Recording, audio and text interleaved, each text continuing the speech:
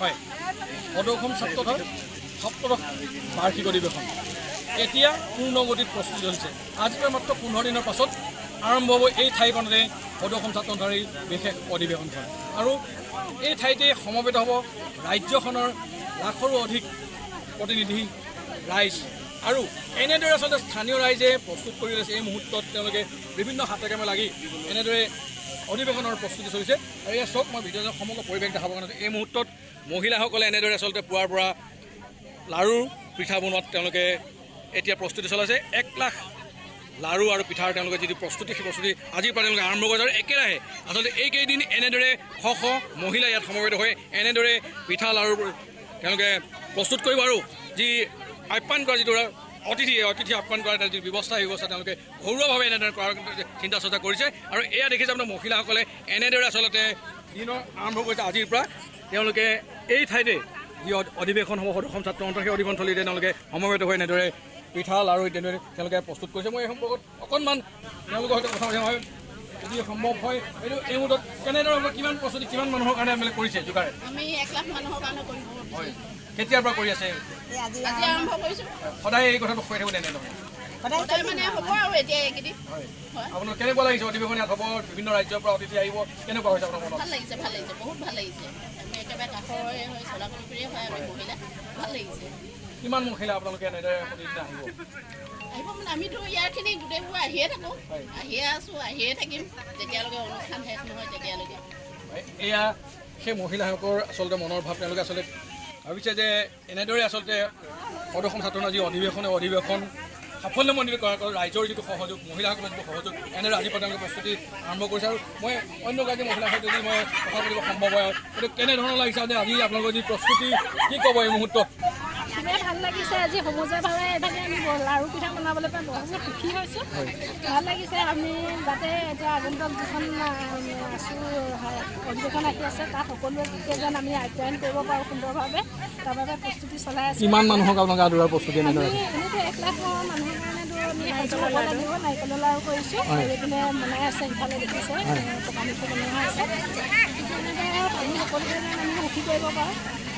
হয়, এয়া হ'ল মহিলাসকলৰ মনৰ ভাৱ। তেওঁলোকে এনেদৰে আচলতে অধিৱেশনখনি সাফল্যমণ্ডিত কৰাৰ ক্ষেত্ৰত এনেদৰে আচলতে তেওঁলোকে প্ৰস্তুতি কৰিছে। আজিৰ পৰা তেওঁলোকে আৰম্ভ কৰিছে। আৰু প্ৰতিদিনে আচলতে এনেদৰে বিভিন্ন ঠাইৰ পৰা বিভিন্ন মহিলা আহি এই অনুষ্ঠানত অংশগ্ৰহণ কৰিব। আৰু তেওঁলোকৰ যিটো অতিথি আপ্যায়নৰ যিটো আচলতে মন, সেই মনটোৱে তেওঁলোকে কৰিছে। আৰু এই মুহূৰ্তত মই পুনৰবাৰ কৈছোঁ যে এয়া হ'ল এই চলাকটকী ৰাজহুৱা খেলপথাৰত এনেদৰে এটা মণ্ডপ ইতিমধ্যে সাজি উলিওৱা হৈছে। লাহে লাহে এই মণ্ডপৰ কাম কাজ চলিছে।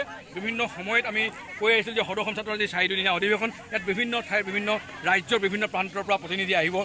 প্ৰায় 10,000 প্ৰতিনিধি আচলতে এই অধিৱেশনস্থলীত সমবেত হ'ব। আৰু সেই অধিৱেশনস্থলীত সমবেত হোৱা যি অতিথি আৰু প্ৰতিনিধিসকলক আচলতে আদৰাৰ কাৰণে এনেদৰে প্ৰস্তুতি চলিছে। আমি ভিডিঅ' পুনৰ দেখাম যে এই কাষতে আজি আচলতে যিহেতুকে ৰাইজ ইয়াত সমবেত হৈছে, বিভিন্ন খোৱা বোৱাৰো তেওঁলোকে চলিছে। যে এই মুহূৰ্তত তেওঁলোকৰ যি পুৱাৰ পৰা কাম কৰি আছে, এই দুপৰীয়া সাজু তেওঁলোকে একেলগে এসাঁজ মিলি খোৱাৰ যিটো পৰিকল্পনা, সেই পৰিকল্পনা তেওঁলোকে ইতিমধ্যে বিভিন্ন আচুৰ নেতাবৰ্গৰে তেওঁলোকে কৰিছে।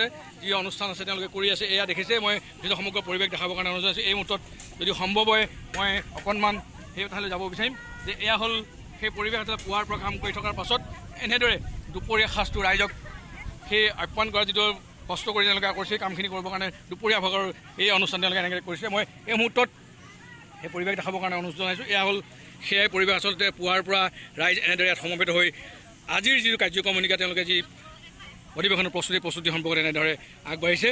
এয়া হ'ল সেই পৰিৱেশ। আৰু কাষত এয়া হৈ আছে আমাৰ যি পুনৰবাৰ কৈছোঁ সেই মণ্ডপ। এই মণ্ডপত আচলতে মূল অধিৱেশনখন সম্পন্ন হ'ব। আৰু কাষৰ যিসমূহ মণ্ডপ আছে তাতে বিভিন্ন ধৰণৰ অনুষ্ঠান প্ৰতিষ্ঠান তেওঁলোকে কৰিছে, যে গ্ৰন্থমেলাকে আদি কৰি বিভিন্ন সাংস্কৃতিক অনুষ্ঠানৰ যিখিনি ব্যৱস্থা, সেই ব্যৱস্থাখিনি তেওঁলোকে কৰিছে। আৰু প্ৰতিনিধি সভাৰ কাৰণে অন্য এটা মণ্ডপ তেওঁলোকে ঠিক কৰিছে। এইখন হ'ল মূল মণ্ডপ। এই মণ্ডপতে আচলতে মূল অধিৱেশনখন সম্পূৰ্ণ ৰাজহুৱা সভাখন ইয়াতে অনুষ্ঠিত হ'ব। এই মুহূৰ্তত মই পুনৰবাৰ ক'ম, যদি মই সম্ভৱ হয় মই অকণমান যদি কথা পাতিব পাৰোঁ, মই যদি সম্ভৱ হয় মই বিচাৰিম। এই মুহূৰ্তত আমাৰ সৈতে এই অধিৱেশনৰ সম্পাদক আৰু এই মুহূৰ্তত সম্পাদক আছে। মই কি ক'ব এই মুহূৰ্তত কেনেধৰণৰ প্ৰস্তুতি? আজি দেখিছোঁ ৰাইজ যথেষ্ট আহিছে, পিঠা পনা বনাইছে, কেনেধৰণৰ প্ৰস্তুতি কি ক'ব? সমগ্ৰ অসমৰ ৰাইজ আৰু বিশেষকৈ ছাত্ৰ প্ৰতিনিধিসকল আহি দুলীয়াজানত সমবেত হ'বহি। ইয়াত বিভিন্ন সমাজৰ শিক্ষাৰ ক্ষেত্ৰত বা অন্যান্য দিশসমূহত বিভিন্ন গুৰুত্বপূৰ্ণ সিদ্ধান্ত হ'ব। গতিকে আমি অভ্যৰ্থনা সমিতিয়ে ৰাইজক আদৰিবৰ কাৰণে, ছাত্ৰ প্ৰতিনিধিক আদৰিবৰ কাৰণে আমি ব্যাপক প্ৰস্তুতি আৰম্ভ কৰিছোঁ। আজি প্ৰায় 1 লাখ পকা মিঠৈ বনোৱাৰ আমি প্ৰস্তুতি আৰম্ভ কৰিছোঁ। ইয়াত ৰাইজে ৰাতিপুৱাৰ পৰা কাম আৰম্ভ কৰিছে। আমাৰ মূল মণ্ডপৰ কাম আৰম্ভ হৈছে, ইয়াত পুৰণৰ কাম আৰম্ভ হৈছে।